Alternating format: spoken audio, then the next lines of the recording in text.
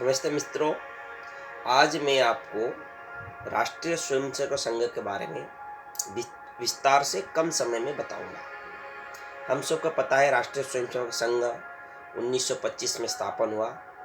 परम पूज्य डॉक्टर हेडगेवार जी ने इसका स्थापन किया। डॉक्टर हेडगेवार जी बहुत बड़े उस समय डॉक्टर थे, फ्रीडम फाइटर थे। कांग्रेस में भी लोकमान्य तिलक जी के मार्गदर्शन में काम करते थे, कांग्रेस के भी प्रमुख रहे।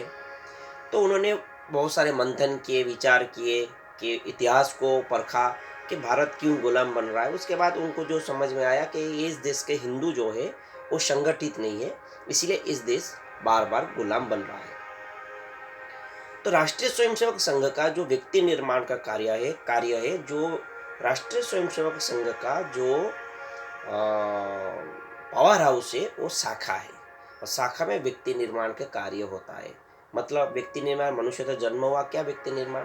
हाँ, व्यक्ति के अंदर छुपा हुआ उस सद्गुण को परखना और उसको समाज के सामने लाना, और समाज के कार्य के लिए ऐसे सद्गुणों युक्त सज्जन शक्तियों को संगठित करना और राष्ट्र के लिए काम करने प्रेरित करना, यही संघ का कार्य है। तो इस देश में भारतवर्ष है, उसका इतिहास पुराना है, सनातन धर्म है, मगर हिंदू जो है मूल निवासी वो संगठित नहीं है। तो संघ का वही लक्ष्य है, भारत को परम वैभवशाली राष्ट्र बनाना है, और इस देश के जो मूल निवासी हिंदू है वो संगठित रहे तो विश्व के कल्याण के लिए काम कर सकते हैं। इसीलिए इसके लिए विविध क्षेत्र भी समय समय पर बनाया गया, और विविध क्षेत्र में विश्व के HHS जैसे संगठन भी है जो 32 कंट्री में काम कर रही है। सेवा इंटरनेशनल है, और देश के अंदर 40 ऐसे विविध क्षेत्र है। वो मैं थोड़ा थोड़ा उनके बारे में बताऊंगा। तो संघ की जो शाखा है वो व्यक्ति निर्माण के कार्य है। कैसे व्यक्ति निर्माण कार्य है? देखिए, लोग मैदान में खेलने के लिए इकट्ठा होते हैं, परंतु संघ के शाखा में लोग इकट्ठा होने के लिए खेलते हैं। देखिए, कोई भी मैदान है, आप वहाँ जाएंगे, लोग क्रिकेट फुटबॉल के लिए, लोग खेल के लिए इकट्ठा होते हैं, मगर संघ ने क्या किया ना, इकट्ठा करने के लिए, लोगों को संगठित करने के लिए शाखा में खेल। तो ऐसे बहुत सारे उदाहरण हैं। और व्यक्ति निर्माण में क्या संघ की शाखा क्या कर रहा है, ऐसे क्या कर रहा है? देखिए, अकॉर्डिंग टू साइंस, साइंस क्या कहते हैं, जो हमारे, अगर हम लेफ्ट हैंडेड है तो हमारे राइट साइड के जो दिमाग में जो मेमोरी है और जो वो काम करता है। अगर हम राइट हैंडेड है तो हमारे लेफ्ट साइड का जो दिमाग है वो काम करता है। इसीलिए आदमी को हर समय में और कालक्रम में उसको कार्य की परिवर्तन चाहिए, जिसके लिए वो अपडेट रहे। क्योंकि देखिए, कोई भी मैथमेटिक्स का प्रोफेसर हो या कोई भी संगीतकार हो, कोई भी योगा वगैरह करता हो, कोई भी विषय में पारंगम हो, परंतु वो एक ही विषय में पारंगम होता है। अगर आप मैथमेटिक्स के प्रोफेसर को बोलेंगे कि आप इतिहास या संस्कृत पढ़ाइए, और इतना ये आसानी से नहीं पढ़ा सकता, क्योंकि उसमें वो विषय में। इसी प्रकार व्यक्ति जब समय प्रमाणे गृहस्थी होता है और अपने कार्य के अंदर इतना ये हो जाता है कि दूसरे विषय पे नजर नहीं, जिसके कारण उसका जो मेमोरी का डेवलपमेंट है वो रुक जाता है। इसीलिए कुछ ना कुछ नया सीखना चाहिए, तो आपका मेमोरी डेवलप रहेगा। तो इसलिए संघ के शाखा में क्या होता है ना, 1 घंटे के कार्यक्रम होता है, मिनट मिनट के मैन मैनेजमेंट, टाइम एडजस्टमेंट। देखिए, मैन मैनेजमेंट मतलब क्या है? मतलब यहाँ पर कोई भी आयु के लोग, कोई भी वर्ण के लोग आ सकते हैं, आते हैं, और उनको मैनेज करना आता है कि उसको पद्धति है, कोई काम करने की जो पद्धति है, गण रचना करने में आते हैं। बाल, तरुण, शिशु, ऐसे अलग गण होता है, पौढ़ गण भी होता है। इसी प्रकार की अलग अलग आकार में, अलग अलग आकृति में गण रचना किया जाता है। संघ में अलग अलग प्रकार के कार्यक्रम होता है। हर एक मिनट का 2 मिनट स्मृति योग करना है, 5 मिनट सूर्य नमस्कार करना है, 15 मिनट खेल करना है, ये सब 1 घंटे के पूरे मिनट मिनट का मूल्यांकन हुआ होता है। इसीलिए मैन मैनेजमेंट, टाइम एडजस्टमेंट। और 1 घंटे जो आप कर रहे हैं आपके लिए, आपके शरीर के लिए, आपके सद्गुण को डेवलप करने के लिए जो कार्य वहाँ पे कर रहे हैं, उसी कार्य से आपका विकास होगा और सज्जन शक्तियों का निर्माण होगा, और सज्जन शक्ति अपने अंदर छुपे हुए गुण को समाज के सामने लाएंगे, और ऐसे सज्जन शक्ति के समूह इकट्ठा होके राष्ट्र के लिए कार्य करेंगे। इस देश में सबसे बड़ी समस्या है सज्जन शक्ति जो है वो निष्क्रिय है। इसलिए डॉक्टर हेडगेवार जी ने सज्जन शक्ति को सक्रिय करने के लिए, संगठित करने के लिए इस शाखा का स्थापना की। और जो लोग कहते हैं कि भारत संघ ने कुछ काम नहीं किया, संघ ने ही देश को स्वाधीन करने के लिए जो बैकअप दिया था, जो उसके पीछे जितने भी आंदोलन हुआ, जितनी भी व्यवस्था अंग्रेज के विरोध में हुआ, उस सबके पीछे व्यवस्था करने के लिए संघ ही था। हाँ, संघ ने अपने प्रचार प्रसार नहीं किया।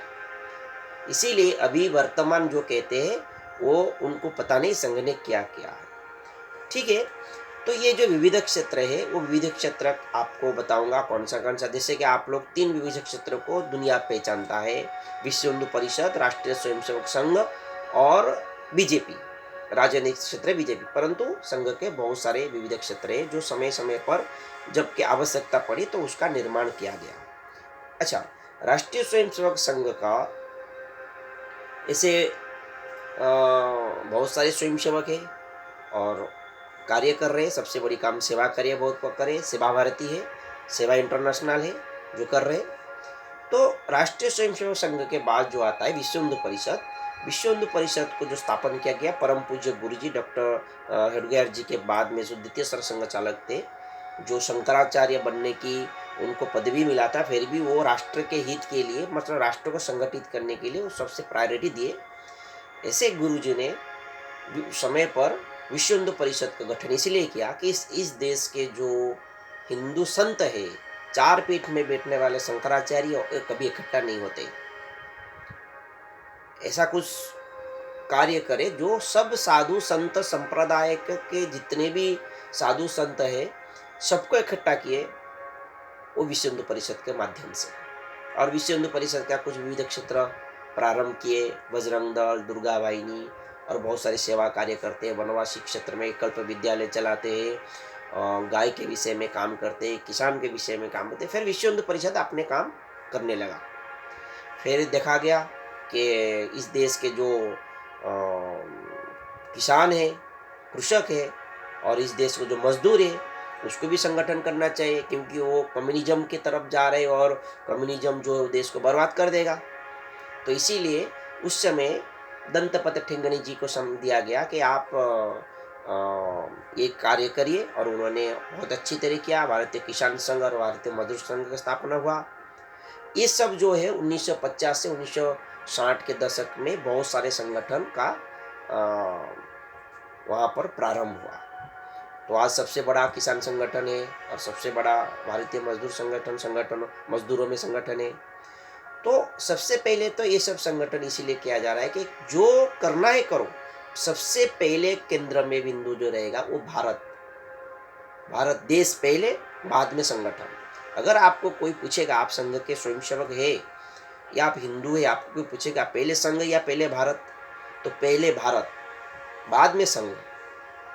उसके बाद विश्व हिंदू परिषद, मजदूर संघ, किसान संघ हुआ। फिर समय कालखंड में जनसंघ का स्थापन हुआ, क्योंकि राजनीतिक क्षेत्र में अगर राजनीतिक क्षेत्र जो है सबसे बड़ा सेवा कार्य है और एक पावर केंद्र है। अगर इसमें हम नहीं जाएंगे तो अन्याय बहुत हो रहा है। आप लोगों को पता है इंदिरा गांधी जी के समय क्या हुआ था, कितने बार संघ को इमरजेंसी लगाया गया था, ऐसे बहुत सारे कार्य में पता है। तो जब पंडित जवाहरलाल नेहरू भी इस संघ के ऊपर प्रतिबंध रखे थे, उसके बाद जब 1962 में चीन ने हमारे ऊपर आक्रमण किया तो संघ के स्वयंसेवक ने बलिदान दिए, कितने काम किए। वो ऐसा नहीं देखे कि पंडित जवाहरलाल नेहरू अन्याय कर रहे कांग्रेस के, नहीं, पहले उन्होंने देश को प्रायोरिटी किया, अभी देश का काम करना है। तो पंडित जवाहरलाल नेहरू भी उनको 1965 के जो प्रजातंत्र दिवस था, संघ को भी बुलाया, उनको भी संघ बोला, संघ के लोग भी राष्ट्रभक्त थे आखिर में, उन्होंने भी माना था। तो इस प्रकार की जो विविध क्षेत्र है, फिर समय देखा गया कि को जो शिक्षा के क्षेत्र में करना है तो विद्या भारती का स्थापन किया गया, और विद्या भारती अभी सबसे ज़्यादा स्कूल जो है, जो राष्ट्र के ऊपर, राष्ट्र के संस्कृति के ऊपर, राष्ट्र के संस्कृति को डेवलप करने के लिए प्रक्रिया से शिक्षा स्तर को विकास करने के लिए विद्या भारती शिक्षा विकास समिति के नाम पर पूरे भारतवर्ष में काम कर रहा है, और अभी प्लानिंग हो रहा है कि आउट ऑफ कंट्री, भारत से बाहर भी विद्या भारती का काम किया जाए। तो वो किया जा रहा है। वो उसके बाद आया कि नहीं, इस जो राष्ट्र के युवा नेतृत्व करने वाले लोग राष्ट्रभक्ति भी होने चाहिए उनमें, तो ये एबीवीपी अखिल भारतीय विद्यार्थी परिषद का स्थापन किया गया। उससे उससे पहले विवेकानंद केंद्र, जो परम पूज्य श्रद्धेय एकानाथजी रानडे, सब जितने भी उस समय कांग्रेस के एमपी थे और जनसंघ के 1-2 एमपी थे, तो 325 एमपीओ के पास से फंड लाए और विवेकानंद केंद्र वहाँ पर स्थापन किए।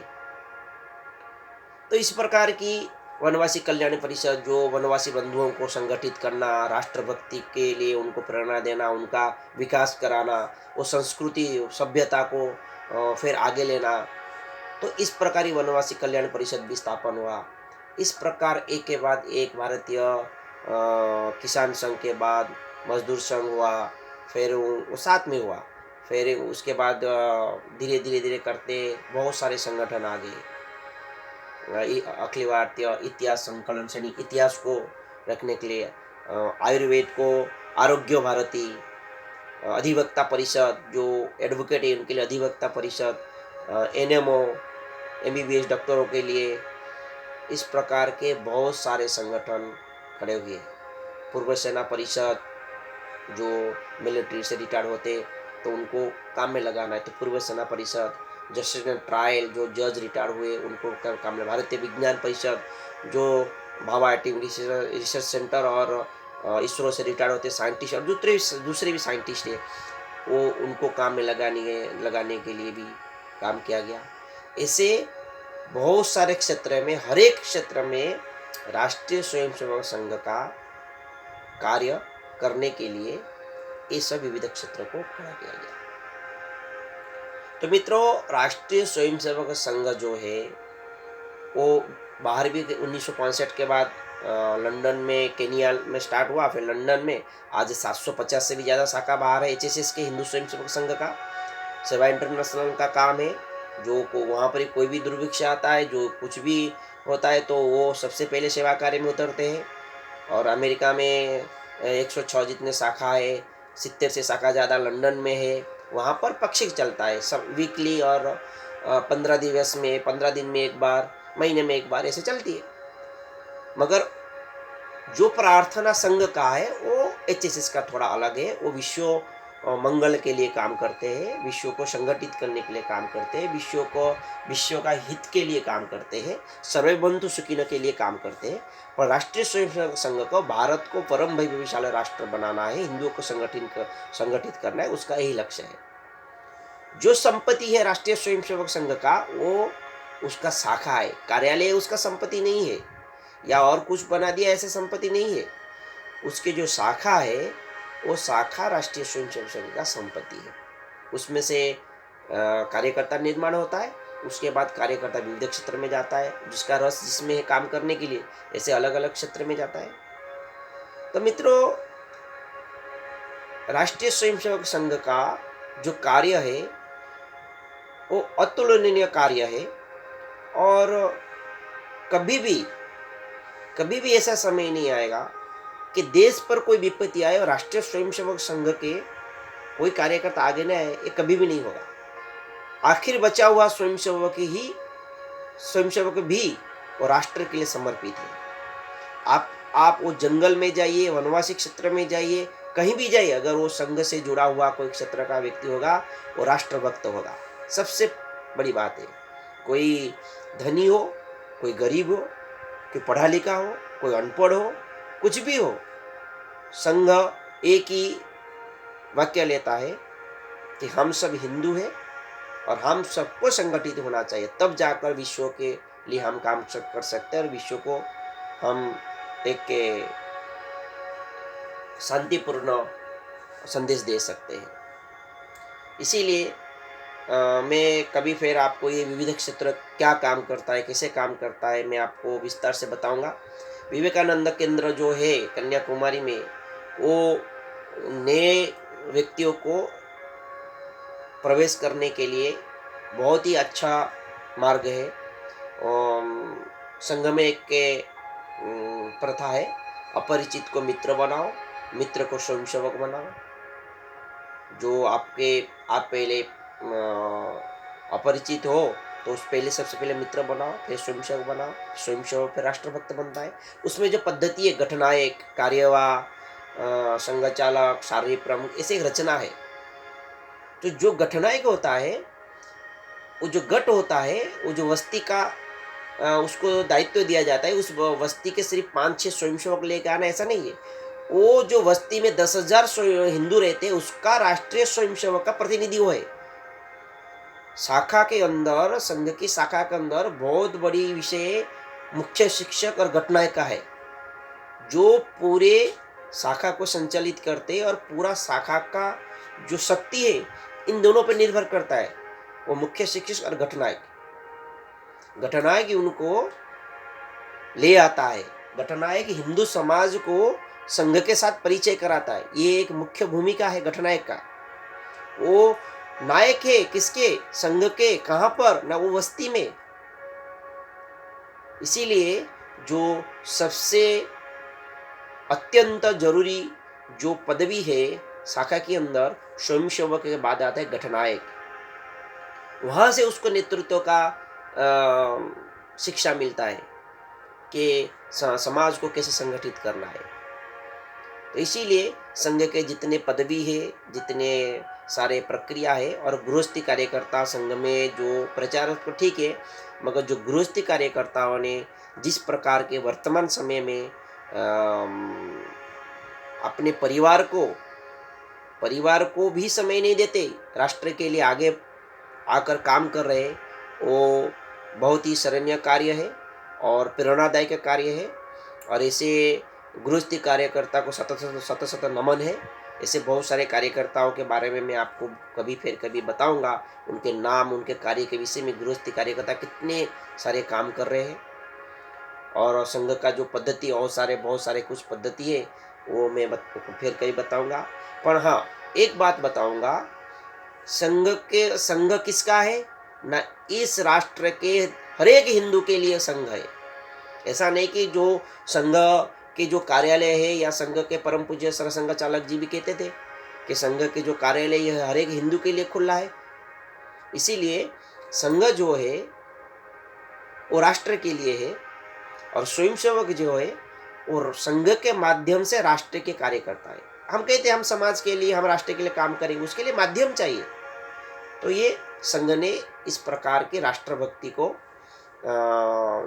चरम सीमा में ले जाने के लिए, लोगों को राष्ट्रभक्त बनाने के लिए, विद्यार्थी को राष्ट्रभक्त बनाना है, शिक्षकों को राष्ट्रभक्त बनाना है, किसान को राष्ट्रभक्त बनाना है, मजदूर को राष्ट्रभक्त बनाना है, चित्रकार को राष्ट्रभक्त बनाना है, संगीतकार को राष्ट्रभक्त बनाना है, कलाकार को राष्ट्रभक्त बनाना है, वैद्य को राष्ट्रभक्त बनाना है, वैज्ञानिक को राष्ट्रभक्त बनाना है।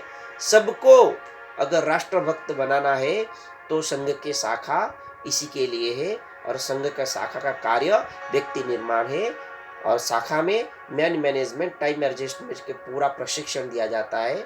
इस प्रकार के संघ को जो राष्ट्र के लिए समर्पित कर गए हमारे महापुरुषों ने, उसको सत सत नमन। और इसके जो गुरु है भगवा ध्वज है, और भगवा ध्वज जो है वो कोई व्यक्ति नहीं है, वो भगवान राम के समय पर जो स्थापना किया।